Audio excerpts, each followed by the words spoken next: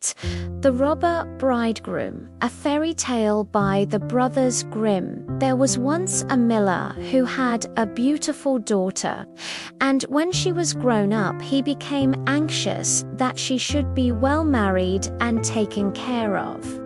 So he thought, if a decent sort of man comes and asks her in marriage, I will give her to him. Soon after, a suitor came forward who seemed very well to do, and as the miller knew nothing to his disadvantage, he promised him his daughter. But the girl did not seem to love him as a bride should love her bridegroom. She had no confidence in him.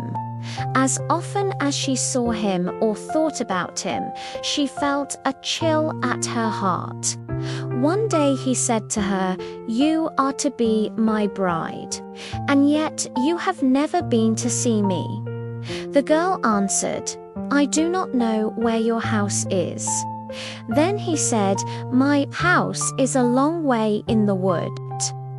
She began to make excuses and said she could not find the way to it.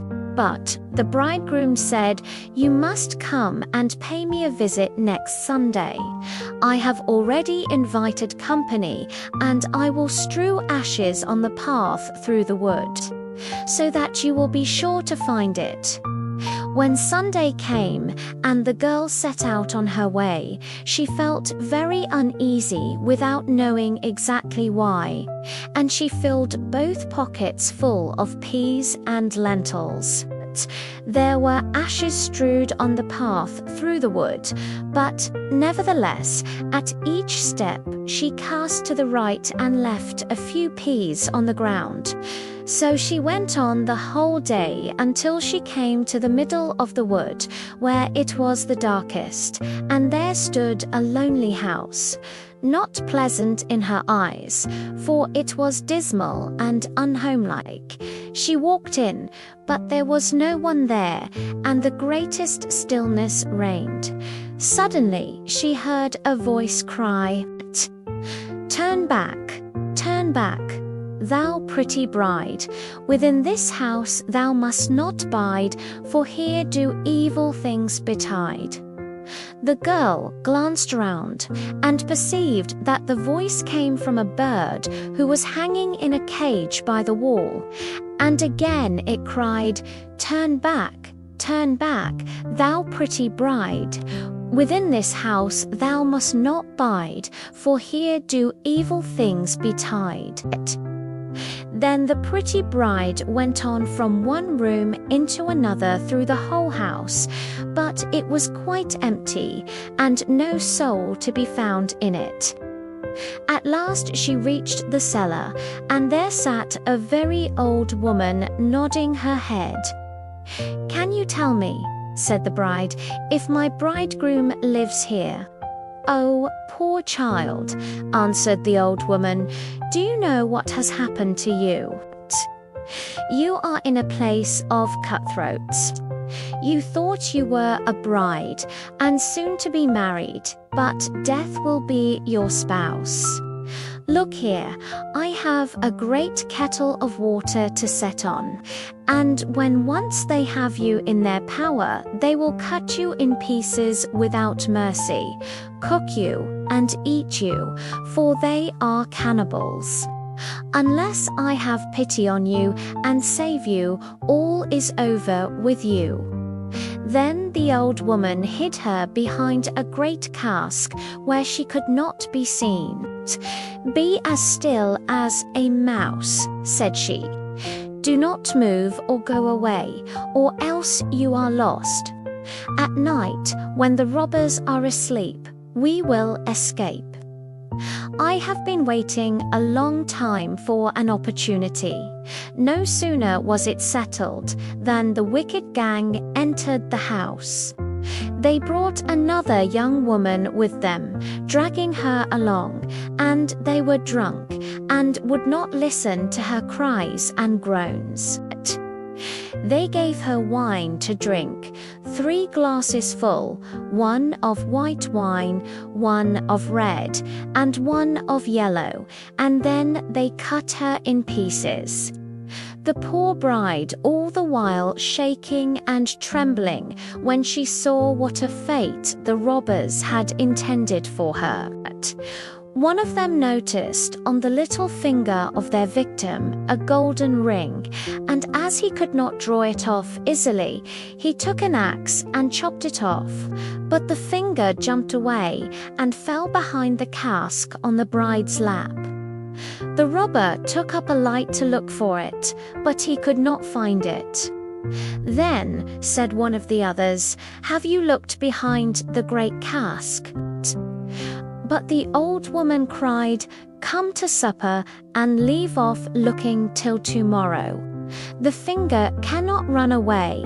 Then the robbers said the old woman was right, and they left off searching and sat down to eat. And the old woman dropped some sleeping stuff into their wine, so that before long they stretched themselves on the cellar floor, sleeping and snoring. When the bride heard that, she came from behind the cask, and had to make her way among the sleepers lying all about on the ground. And she felt very much afraid lest she might awaken any of them. But by good luck she passed through, and the old woman with her, and they opened the door. And they made all haste to leave that house of murderers.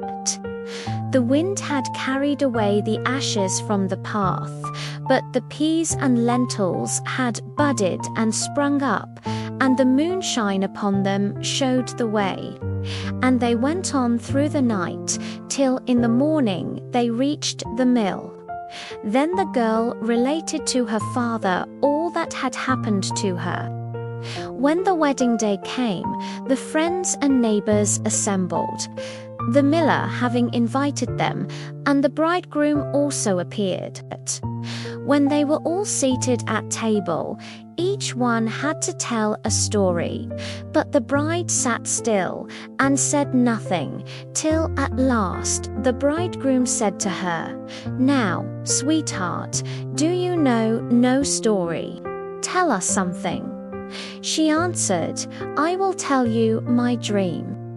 I was going alone through a wood, and I came at last to a house in which there was no living soul, but by the wall was a bird in a cage, who cried, 'Turn back, thou pretty bride. Within this house thou must not bide, for evil things do here betide.' And then again it said it. Sweetheart, the dream is not ended. Then I went through all the rooms, and they were all empty, and it was so lonely and wretched.